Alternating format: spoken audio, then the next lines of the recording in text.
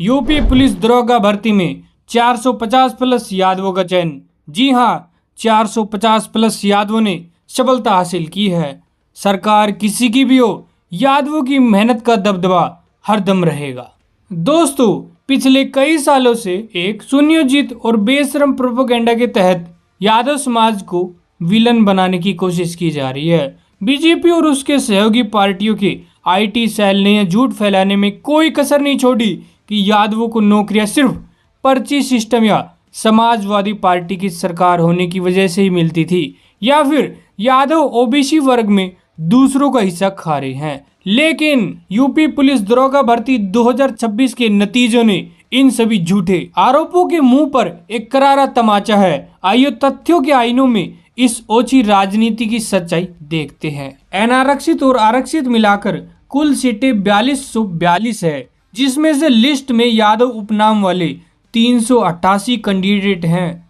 अब ये हम सबको मालूम है कि यूपी में भी सभी यादव अपने नाम के पीछे यादव नहीं लगाते। कुछ लोग सिंह कुमार उपनाम लगाते हैं या कुछ कोई उपनाम ही नहीं लगाते। ऐसे कैंडिडेट यूपी में बड़े आराम से 20% से 35% के बीच में होते हैं, लेकिन हम निम्न स्तर पर 20% ही और जोड़ ले तो कुल चयनित यादवों की संख्या 465 हो जाती है। इस तरह देखा जाए तो लगभग 11% यादव चयनित हुए हैं। आपको बताते चले कि यूपी में यादवों की कुल आबादी लगभग 10 से 11% ही है।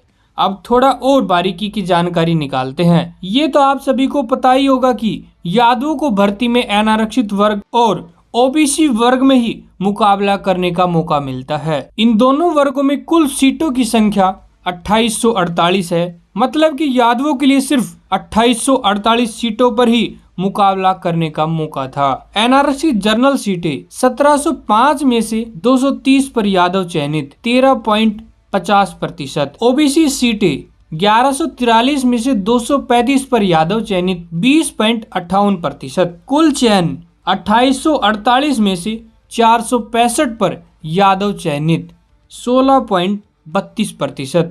इन आंकड़ों को देखकर क्या आपको लगता है, क्या यादव विरोधियों को लगता है कि यादव सबका हिस्सा खा रहे हैं? जैसे बीजेपी के लोग, उनका आईटी सेल और उनके मंदबुद्धि सहयोगी जैसे ओम प्रकाश राजभर और संजय कुमार निषाद, पूजा पाल, पल्लवी पटेल, ये सभी आरोप लगाते हैं और जातीय नफरत के बीज बोते हैं। इनके द्वारा फैलाया गया झूठ नंबर 1, यादव ओबीसी में दूसरों का हिस्सा खा रहे हैं। सच्चाई, यह सबसे बड़ा और सफेद झूठ है।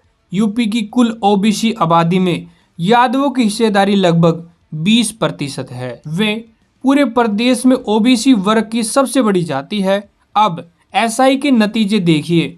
ओबीसी के लिए आरक्षित 1143 सीटों में से यादवों को 235 सीटें मिली है, जो कि 20.58% है। सवाल यह है कि जब ओबीसी वर्ग के भीतर यादवों की आबादी ही 20% है और उनका चयन 20.58% हुआ है, तो यादव किसी और का हिस्सा कहाँ खा रहे हैं? जितनी आबादी है लगभग उतनी ही प्रतिशत भर्ती हो रहे हैं। झूठ नंबर 2, सपा सरकार में पर्ची से नाम जोड़ते थे, जबकि सच्चाई ये है कि आज उत्तर प्रदेश में समाजवादी पार्टी की सरकार नहीं है। आज कोई पर्ची नहीं चल रही और न ही कोई सिफारिश काम आ रही। फिर भी सामान्य जर्नल यूआर वर्ग की 1705 सीटों में से 230 13.50% सीटों पर यादव युवाओं ने विशुद्ध मेरिट के दम पर अपनी जगह बनाई है। यह 13.50% का आंकड़ा यूपी में यादवों की कुल आबादी 11% से भी ज्यादा है। यह साबित करता है कि यादव समाज की युवा आरक्षण के मोहताज नहीं है।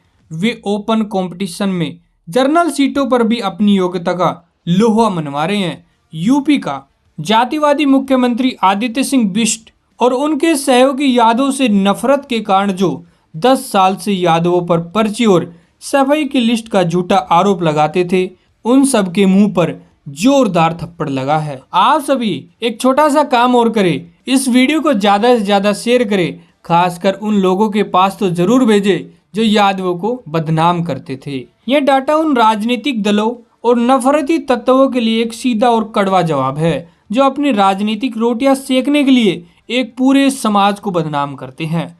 यादव समाज के युवाओं ने अपनी मेहनत, पसीने और लगन से यह मुकाम हासिल किया है। जो लोग बेशर्मी से यादवों को विलन बनाने के एजेंडे में लगे हैं, उन्हें अब समझ जाना चाहिए कि प्रतिभा किसी सत्ता या पर्ची की मोहताज नहीं होती। मेरिट अपना रास्ता खुद तय करती है। जो मेहनत करेगा वो आगे निकलेगा। और अंत में यह संदेश विरोधियों को, यादवों से जलो नहीं, उनसे मुकाबला करो, क्योंकि यादवों को मिटाने वाला ना सतयुग में पैदा हुआ, ना त्रेता युग में, ना द्वापर युग में, और कलयुग वालों की तो औकात ही क्या है। दादा किशन की जय।